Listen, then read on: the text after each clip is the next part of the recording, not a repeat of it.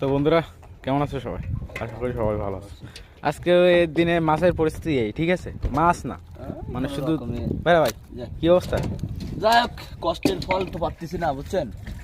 এই বাচ্চে দুইটা রূপচন্দা, কয়টা ছুরি মাছ আর কয়টা রোহিঙ্গার বাচ্চা বাচ্চা। দেখেন রোহিঙ্গা মানে কেমন, আমি তো বুঝতে পারলাম। আমাদের যে ক্যাম্পে যে রোহিঙ্গা আমাদের এখানে বাংলাদেশে যারা আইছিল, হ্যাঁ, তাদের মতন এটা ছ বাচ্চা। দেখেন এদের আমরা এই ছোটগুলো এগুলো বাছাই দেবো, ঠিক আছে? বড়গুলো নিচ্ছি, হ্যাঁ, এই ছোটগুলো দেখেন বাছাই দেবো।